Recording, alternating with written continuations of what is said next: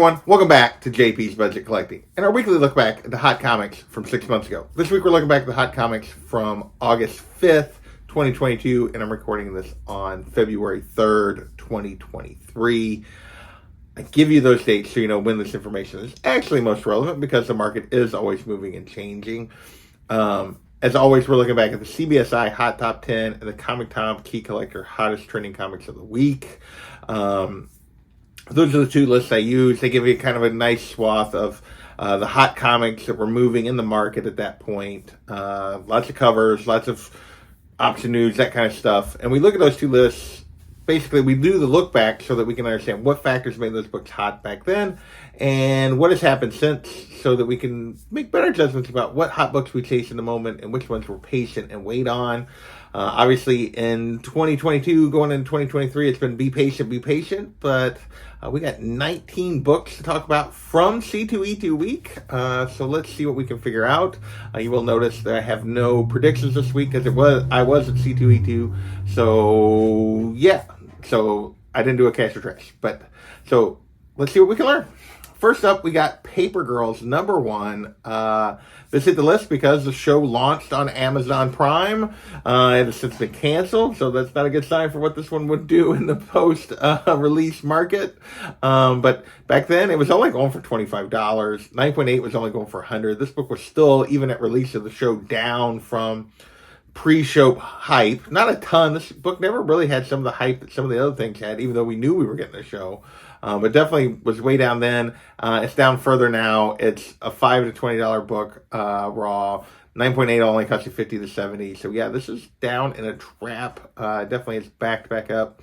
A solid series. I enjoyed reading it. I've never went back and watched the show. I probably should at some point, but disappointed they didn't keep going with it because I did enjoy the series. But yeah. Next we have Sandman #8, the first appearance of Death. And this also hit the list because of a show releasing. So Sandman dropped on Netflix. Obviously Death is one of the more popular characters from this series. This is one that is going to get a season 2. Back then, raw copies were averaging around 130. 9.8 went for $1,099 for a higher sale. So they were, this book was moving. Now it's a $30 to $80 book for a raw copy. 9.8s are running at $475 to $750. Pretty good range on those 9.8s, but you can definitely do it. So another book that's a trap. We've moved away from the show. People aren't thinking about this right now. Even though we know we're going to get a second season, the book is backed up quite a bit. Next, we have two option-related things. We have Haunted Mansion #1, and that was, we got some casting news for this, another Disney ride becoming a movie, a la Pirates of the Caribbean. We'll see if this one can do as well. Back then, raw copies were going for $25. 9.8 went for $66. So raws were pretty hot, I guess. 9.8s weren't going for much. Now, raw copies will still cost you $15 to $30. But most of the sales are on the 15 to 20th side of things. 9.8, only one recent sale went for $82, so technically that's up, but again, that's one sale. So overall, kind of a down and then I'll be back. Not a huge, you could argue maybe steady, I'll be back, but definitely I would lean toward down just because of where the majority of the sales were at. Next, we have Mind Management, #1. This was supposedly optioned by Netflix. That made raw copies jump up to 15. A 9.8 went all the way for $250. And we've had all of 3 sales in the last 3 months that weren't like the trade of this. The trade has the same cover as the #1, except for the #1 does have the little black horse symbol on it. Now it's I lost my place on the chart. It's a 5. It went for $9, $20, and $40. So hard to really say where this at. It was a $15 book back then, so I guess you could call this, I'm just going to go with steady, kind of worth it. Based on that $20 sale, it's kind of in the middle. The $40 sale seems very odd to me, but hey, there's only 3 of them, so it's hard to really judge what's going on with this book. With that, we're going to move into our covers, and we have a bunch of covers to talk about. First up, we have Razor Blades Small Cut Special #1, the Ricardo Lopez Ortiz 1 and 5. So this indie comic that I've never even heard of. Again, I never did this list back then. It was going for 30 plus back then for this 1 and 5, which is really good for a 1 and 5. And now it's a $10 to $15 book. It's a dumpster fire on this one. This book is come plummeting back down if you chase this 1 and 5. definitely not the best choice here. Next, we have Death Dealer #1, the Clayton Crane C2E2 foil virgin variant, limited to 200. And I can't really tell you what happened with this book because, again, I didn't do a cash or trash that week, so I couldn't look up the values myself. And CBSI didn't put out values for what this was going for. Now it's still a $50 to $125 book. 9.8 though, only 130. So that's pretty good value for a con variant later, but my guess is it's probably down. My guess is it was probably on the upper end of this back then, but there's no way to know. So this one we're just going to put question marks, but and give you an idea of what it's going for now, which is actually still pretty good in general for a con variant 6 months later. Next, we have Thunderbolts #22, the John Tyler Christopher 1 in 50. This was an older book that was hitting the list, somewhat of a hard to find incentive. Back then there was a sale it went for $200. There's been no recent sales of this book. There are several listings. The lowest list price is $175, but nobody's biting on that. It's like $175, or it's $200, or it's $250, but no sales of this one. So we're still going to call this kind of a trap. That nobody's willing to pay the price in the same range that people were buying it for back then. So that to me indicates probably a trap. Next, we got Edge of Spider-Verse #1, the Humberto Ramos 1 in 25. We got a couple of Spider characters that are first appearance in here. I don't remember which ones they are, but mainly this is about this cover where Anya Corazon gets a new costume. So she moves away from the old black and white Spider-Woman costume that she had borrowed for when she became Spider-Girl. She takes back the Aranya name, and yeah, so this is a new costume. So that's why this was hitting list. But it was 1 in 25, only going for 35 to 40. So that's not a good sign. Now it's a $5 to $25 book.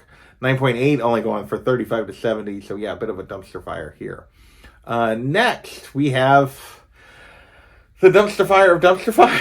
This is Ultimate Fallout 4, the acetate Clayton Crane variant from C2E2. Yeah, we all know the story behind this one at this point. Limited to 750. Wasn't an authorized variant. This thing was just a mess. At this point, nobody knew this because the list came out on Friday and Saturday. The book came out on Friday. This was actually on the CBSI list and not on the Tom list that first week. And yeah, nobody knew for sure. It was going for $175 at that point. Now it's a $225 to $300 book. 9.8, 2 to 400. So there's some overlap there. There's a bunch of like 9.9s and stuff. It's just ridiculous. This whole thing, it's up. It's up from this initial release, but I'm sorry, this is still a dumpster fire. If you're paying money for this, I don't know what to tell you. Anyway, next we have Batman #125, the Miko Suyon foil, limited to 300, and these were supposedly all. So there's a couple different versions of this Miko Suyon cover. This particular one was supposedly limited to 300, and all were CGC 9.8s.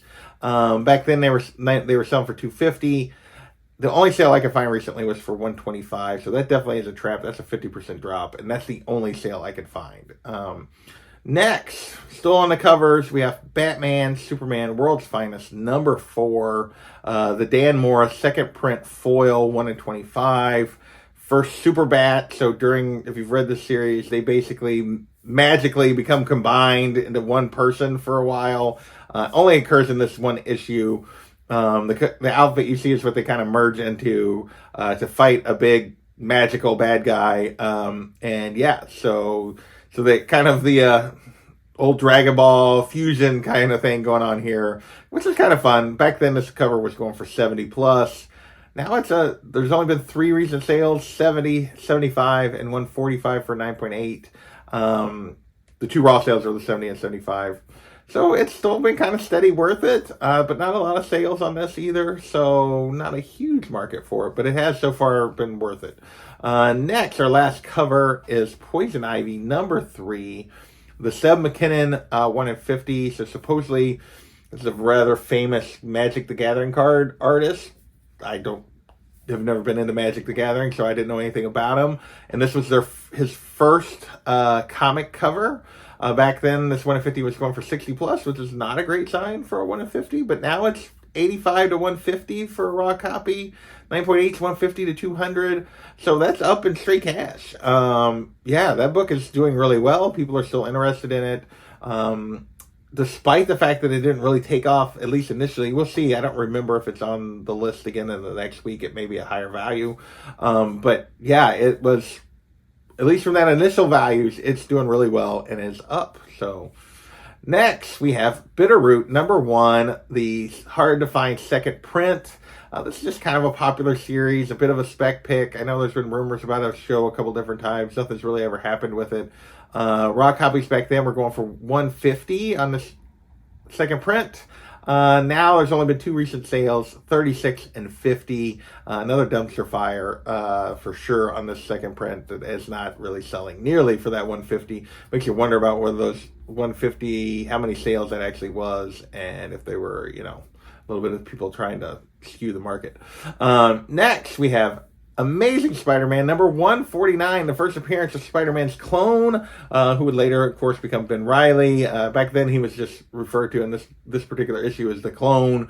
Raw copies were going for $100 back then, 9.8 going for $52.80. And this is really just all based on the announcement of the Dark Web event, which is currently ongoing, which I have not particularly enjoyed, but I've only really read the ASM portion of it, so maybe it's better. Maybe this X-Men portion has been better. But anyway, now raw copies 25 to 150, so pretty kind of steady. I'll be backish on the raw copies here.